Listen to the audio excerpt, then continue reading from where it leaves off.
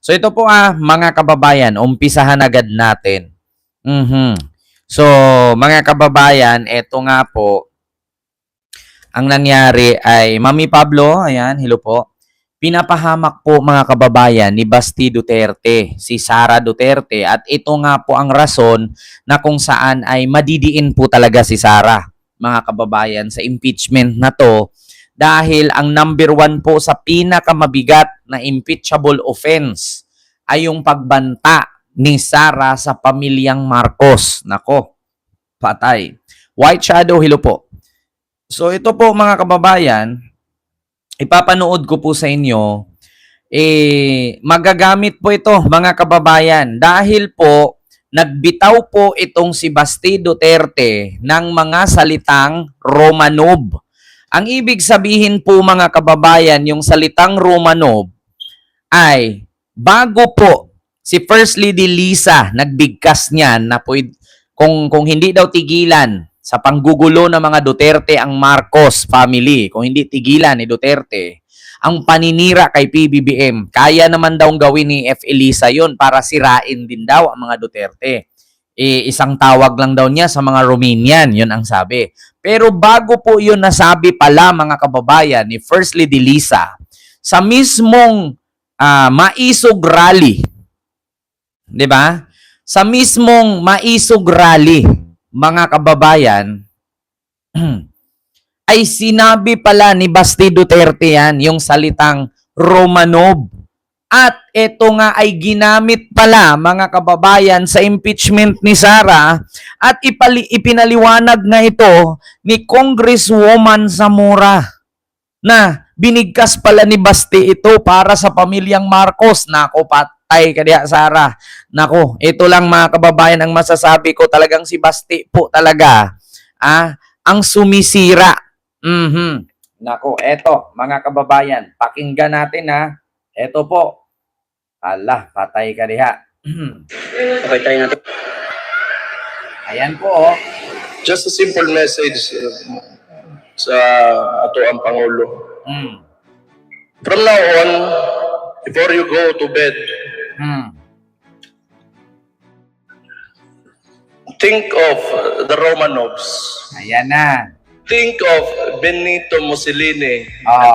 Think of Romanovs and Benito Mussolini. Nako mga kababayan, binigkas pala ito ni Baste, no? Itong salitang Romanov. So bago daw matulog si PBBM, isiping mabuti. Ulitin ko sa mga hindi po nakakaalam kung ano yung Romanovs, ito po yung pamilya, mga royal family sa Russia na inubos, pinatay ng mga kalaban sa pamumuno. Nako mga kababayan, Diyos ko, malaking banta po ito. Nako. At itong salitang ito mga kababayan ay ginamit ito ng mga kongresista doon sa complaint sa impeachment ni Sara. Nako, kaya pala mga kababayan, kaya pala sabi ng mga kongresista na next week may pasabog, patay. Nako, eto ba kaya ang pasabog ng mga congressman? Nako, patay kayo dyan. Patay talaga si Sara dito, madidiin mga kababayan. Ibinigkas mismo ni Baste. Nako, patay na. Naambot lang, unsaon. Ulitin ko Just a simple message sa ato ang Pangulo. Sa ating Pangulo, bago From now matulog. on, before you go to bed, bago matulog. think of the Romanovs. Nako, think of the Romanovs. Think of Benito Mussolini Nako. and his wife. And think of what happened to you in 1986.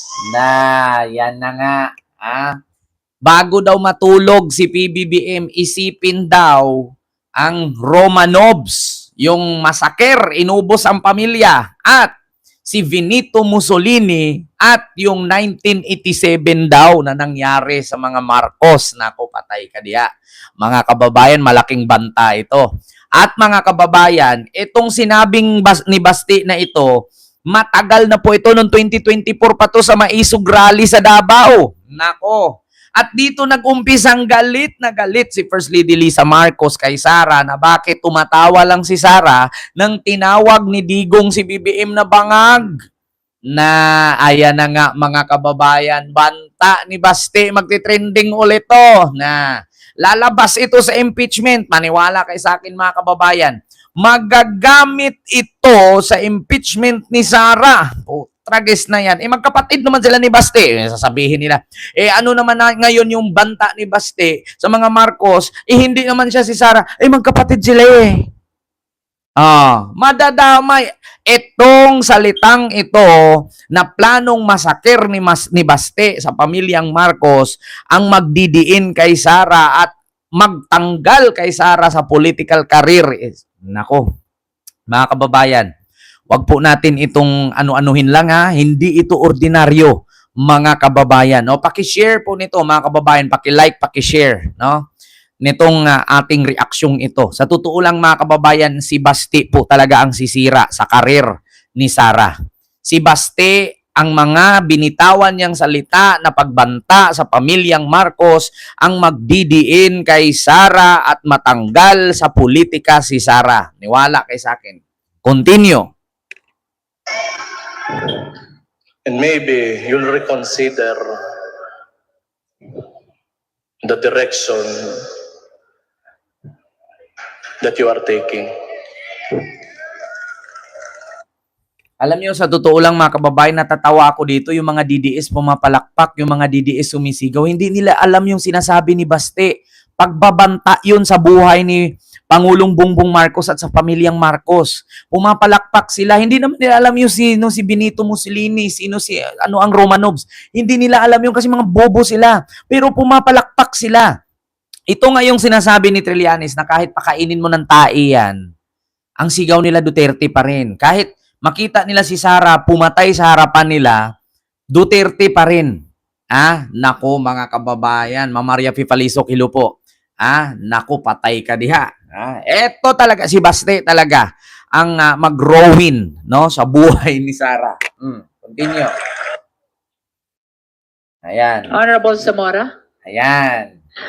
Madam Chair, I just wanted to make a brief manifestation regarding that video. Ayan. Sabi ko sa inyo mga kababayan yan yung sinabi ko sa inyo na yan yung pasabog nila. Kung lumusot man si Sara doon sa NBI witness, pero alam ko talo sila dun hindi sila lulusot dito sa pagbabanta ni Baste sa pamilyang Marcos. No? Ukraine massacre of royal family including 5-year-old boy killed by Russian revealed group. Ayan nga, sabi ko sa inyo. Rebelde naman talagang tawag sa mga Duterte. Bakit? Sila lang naman kumakalaban sa administrasyon. Bakit may narinig ba kaibang kumakalaban? Sila lang naman. Rebelde ang tawag sa kanila. Continue. Maybe I'll give a little crash course on history. The Romanovs were the ruling imperial dynasty in Russia from the 1600s to the early 1900s, Madam Chair. And why? At sila po ang royal family noong 1900s until 1917. Noong 1917, nagkaroon po ng February uprising kung saan napilitan mag-abdicate o i-give up ni Tsar Nicholas II ang kanyang pwesto dahil may communist uprising. Ayan. Pagkatapos po, October 1917, merong another uprising by the Bolsheviks, which was led by Vladimir Lenin, by Lenin. And ano pong nangyari dito? Kaya mahalaga itong Romanovs na to. Sila po, ang buong pamilya, ang mag-asawa na si Tsar Nicholas II, si Tsarina Alexandra at ang kanilang 5 anak ay kinuha, nilagay sa isang house sa Siberia at isang araw pinagpapapatay po silang lahat. So, ayan na. Yun po ang reference, nakababahala po ang reference nila sa Romanovs. Bakit naman? Diba? Pinaliwanag ni Isabel Zamora.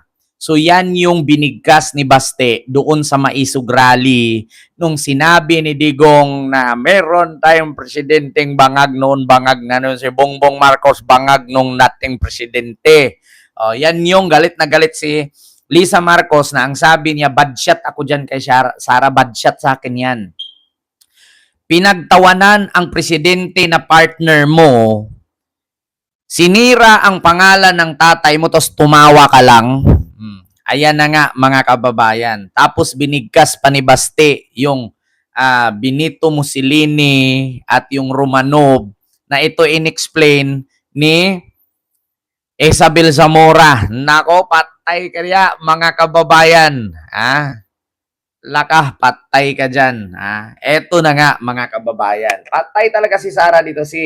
Dahil dito sa banta ni Baste na to mga kababayan. Actually, bago yung 2026 impeachment complaint to 2026 impeachment complaint yan, mga kababayan.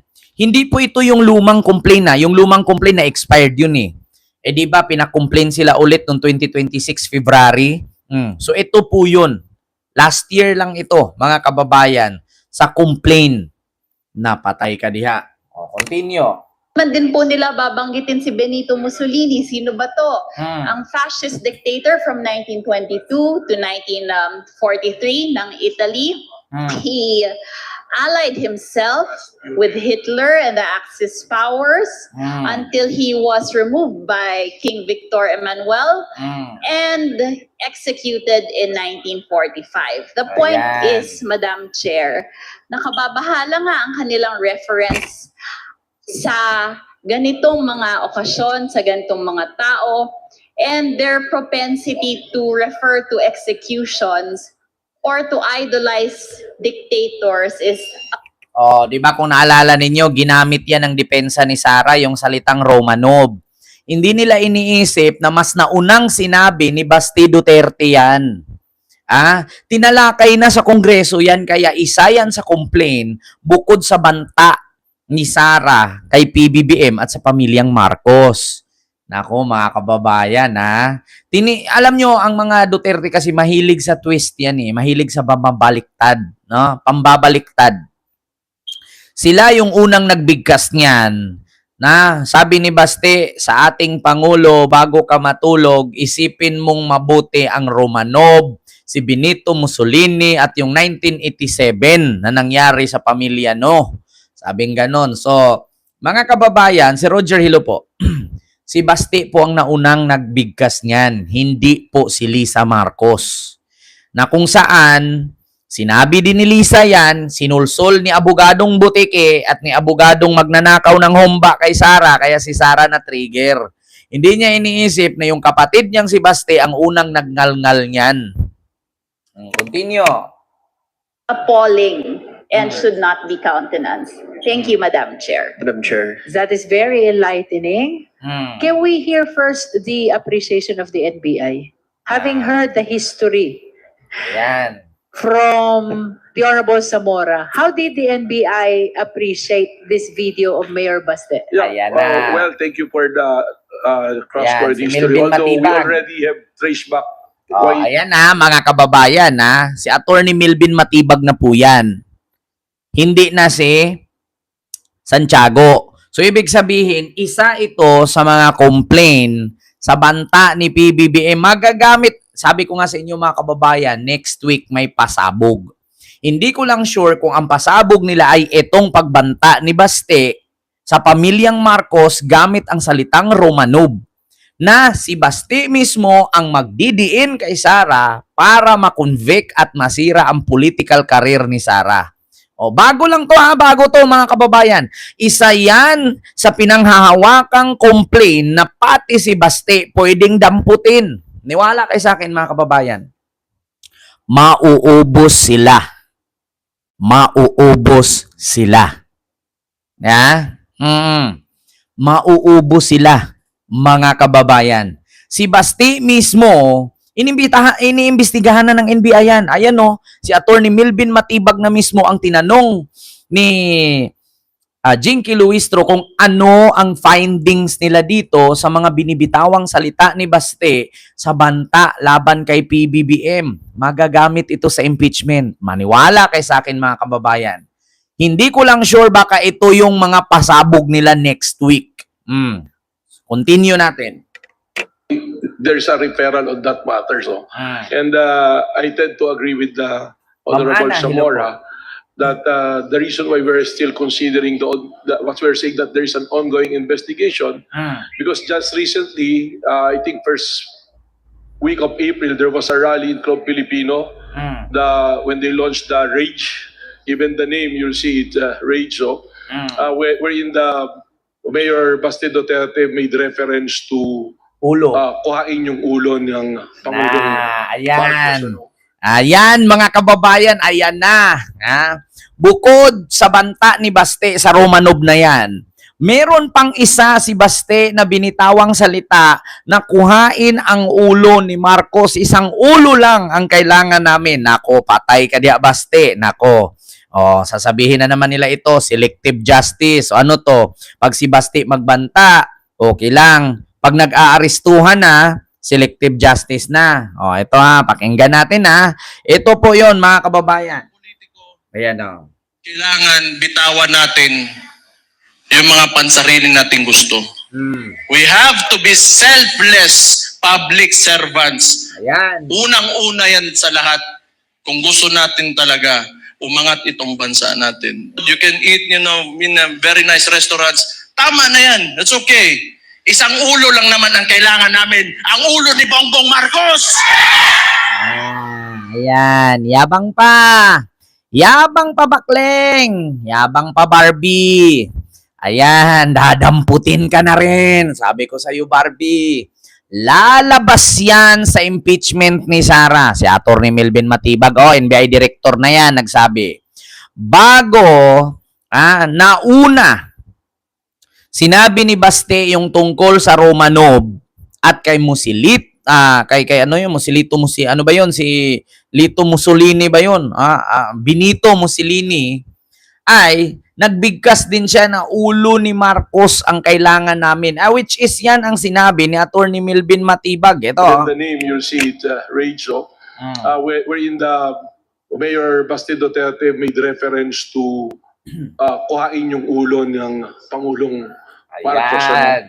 And we've noticed a pattern na paulit-ulit, laging sinasabi, kuhain yung ulo. I think there was also a video submitted by NBI, Ayan. which was also being considered in the ongoing investigation that Vice President Sara Duterte also referring to Cutting his remove head. the head. Ano? Ayan, nagamit na. Yeah. Kahit si Sara daw, cutting his head. Yeah, removing his head. Sabi ni Sara yan, ako patay kayo. Baste, susunod ka na. Sinabi ko sa'yo, patay ka diya.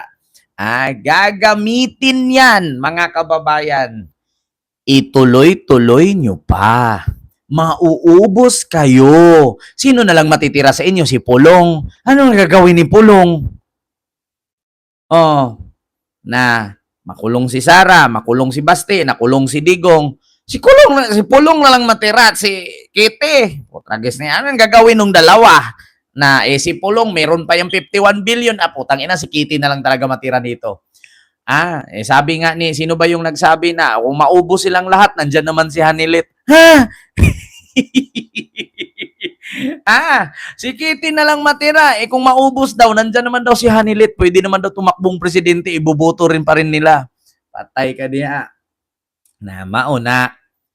Yung sinabi niyong Romanov, kayo tuloy ngayon mauubos kulong. Patay ka din si Hanilit nasa mabuting kamay na. Mauna karon kasi nga sabi ni Atty. Melvin Matibag, puro na lang ulo ang binibigkas nila. Si Baste sabi ulo ni Bongbong ang kailangan namin. Si Sara ulo, cutting his head. Puro sila ulo, putol ulo, pugot ulo. Continue, pakinggan nyo si Atty. Melvin Matibag na sabi ko nga sa inyo, pasabog yan next week I'd like to make a reference on the earlier statement of Honorable De Lima on the pattern of behavior of the family. So lahat po yan ay recorded naman and been publicly used. Ayan. And yun pa po yung isang nagiging challenge sa amin sa NBI because again, just recently when the President Bongbong Marcos was present live in Palayan, Isabela, meron pong isang individual doon sa live na nag-post na barili na yan. So it's very alarming dahil hindi na parang continuing na po yung threat sa ating Pangulo. Ayan. And kami naman po sa law enforcement, any threat to the President or high official in government, we consider it as a threat to the national security. Na. So it's good that these things are being raised here. So in addition to that, I issued a memorandum circular, administrative order number 11 po. Dahil sunod-sunod na nga yung mga threat po na nakikita namin sa social media, creating a task force to continue to investigate this matter. Patay. That's Administrative Order number 11. Yes, ma'am. And What it's do you part- call the task force? yung wala naman pong official name, but it's a task force to monitor all the threats to the President and to all other officials in government. Is that part of your submission also? Yes, To the ma'am. committee? Although it's not directed particularly to the Dutertes, but it's directed po to, in general, sa lahat po. But this is an offshoot because of the behavior po of the family. Ayan na. Yan nga sinasabi ko sa inyo na yan yung pasabog. Alam ko, isa sa pasabog yan next week. Sabi ko sa inyo, huwag niyong sabihing AI na naman yan. Putang ina, live yan eh. Yan yung sinasabi ninyong maisog rally. Ayan, palusot niyo na naman. Baka sabihin na naman ni Robin. Sino ang may kuha ng raw file? Andyan ang ABS-CBN, nandyan ang GMA, nandyan ang TV5, nandyan lahat ng media network na kabidyo sa maisog rally na yan. Nakatelevise yan. Buong Pilipinas. Yan na tayo ngayon. Patay ka diya. Hala ka. Nako. Di Aranda. Mega love shoutout po sa inyo dyan. Sabi ko sa inyo mga kababayan, talagang sasabit talaga si Basti dito. Sabi ko sa inyo mga kababayan, si Basti sa sobrang kayabangan, sa palpak na plano, na pagmasakir sa pamilyang Marcos ang magpapahamak kay Sara. At si Basti sa kanyang mga sinasabi on live sa rally, sa maisog rally, ay magagamit yan at yan yung pangdiin kay Sara sa impeachment. Nako. Goodbye ang political career ni Sara dahil sa kayabangan ni Basti. Patay ka diha, mga kababayan. Hindi man ngayon, baka sa sunod na panahon. Ma'am Alma Alcantara, hello po. Ayan, sabi ko nga sa inyo, patay ka diha. Ma'am Alma, hello po. Ma'am Florifin, Kamingi, may love shoutout po. Kita nyo mga kababayan, alam nyo na. Yan yung kasi yung mga sinasabi nila mga kababayan. Ang hilig kasi nilang mahilig naman sila mag-research. Ang problema lang, hindi sila nag-iisip kung ano yung mga ni-research nila, ano yung mga binibitawan nilang salita. Na ang akala nila pareho kay Digong noon, you go to hell, putang ina ka, tang ina mo, putang ina ninyo, wag mong subukan, masira ang buhay mo. Yan, nasanay kasi sila sa ganun. Ngayon walang ganun-ganun, Mars. Ang yayabang kasi. Di ba? Ay, nako. Ano daw, may nag-comment. Ang sabi, ayan, they live in Nagbabanta Street, Kasinungalingan Village, Davao City. Ayan na. Kita nyo na, Ma'am Ophelia. Kaya,